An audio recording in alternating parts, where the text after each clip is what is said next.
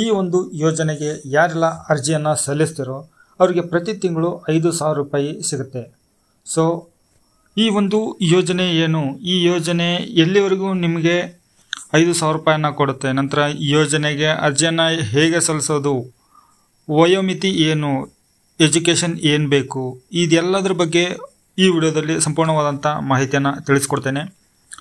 ಹಾಗಿದ್ರೆ ವಿಡಿಯೋನ ಶುರು ಮಾಡೋಣ ವೀಕ್ಷಕರೇ. ವಿಡಿಯೋನ ಶುರು ಮಾಡೋಕ್ಕೂ ಮುನ್ನ ನಿಮ್ಮ ಸಪೋರ್ಟು ನಮಗೆ ಬಹಳ ಅಗತ್ಯ ಇರುತ್ತೆ. ಅದಕ್ಕಾಗಿ ಚಾನಲ್ಗೆ ಸಬ್ಸ್ಕ್ರೈಬ್ ಮಾಡಿಕೊಂಡು ವಿಡಿಯೋಗೆ ಒಂದು ಲೈಕ್ ಕೊಟ್ಟು ವಿಡಿಯೋನ ಪೂರ್ತಿಯಾಗಿ ನೋಡಿ, ವಿಡಿಯೋದ ಒಂದು ಉಪಯೋಗವನ್ನು ಸದುಪಯೋಗ ಪಡಿಸ್ಕೊಳ್ಳಿ. ಸೊ ಹಾಗಿದ್ರೆ ವಿಡಿಯೋದ ಹತ್ರ ಬರೋಣ. ನೋಡಿ ವೀಕ್ಷಕರೇ, ಇಲ್ಲಿ ಈ ಒಂದು ಸರ್ಕಾರದಿಂದ ಸೆಂಟ್ರಲ್ ಗೌರ್ಮೆಂಟ್ಲಿಂದ ಬಂದಿರುವಂಥ ಒಂದು PM ಇಂಟರ್ನ್ಶಿಪ್ ಸ್ಕೀಮ್ ಅಂತ ಹೇಳಿ ಈ ಒಂದು ಯೋಜನೆ ಹೆಸರು. ಈ ಯೋಜನೆಗೆ ಅರ್ಜಿಯನ್ನು ಸಲ್ಲಿಸೋದ್ರ ಬಗ್ಗೆ ನಾನು ಒಂದು ಸಂಪೂರ್ಣವಾದಂಥ ಮಾಹಿತಿಯನ್ನು ತಿಳಿಸ್ಕೊಡ್ತೇನೆ. PM ಇಂಟರ್ನ್ಶಿಪ್ ಈ ಒಂದು ಯೋಜನೆಗೆ ನೀವು ಅರ್ಜಿಯನ್ನು ಸಲ್ಲಿಸಿದರೆ 12 ತಿಂಗಳಿಗೆ ಪ್ರತಿ ತಿಂಗಳು 5,000 ರೂಪಾಯಿ ನಿಮಗೆ ಈ ಒಂದು ಯೋಜನೆಯಿಂದ ದೊರೆಯುತ್ತೆ. ಇಲ್ಲಿ 12 ತಿಂಗಳಿಗೆ 5,000 ರೂಪಾಯಿ ಅಂತಂದರೆ 60,000 ರೂಪಾಯಿ ಆಗುತ್ತೆ.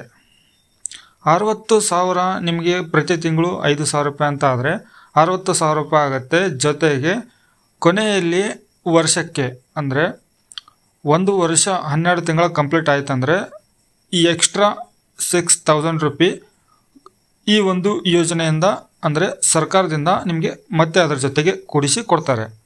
ಸೊ ಟೋಟಲ್ ಎಷ್ಟಾಯಿತು, 66,000 ನಿಮಗೆ ಒಂದು ವರ್ಷಕ್ಕಾಯಿತು.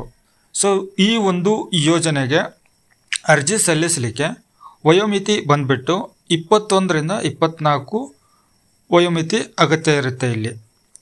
ಇಲ್ಲಿ ಜಾಬ್ ಸ್ಟೇಟಸ್ ನೋಡೋದಾಯ್ತಂದರೆ ಈ ಒಂದು ಯೋಜನೆಗೆ ಅರ್ಜಿಯನ್ನು ಸಲ್ಲಿಸೋರು ಯಾವುದೂ ಕೆಲಸದಲ್ಲಿ ಇರಬಾರ್ದು, ಮೊದಲನೇ ಮಾತು.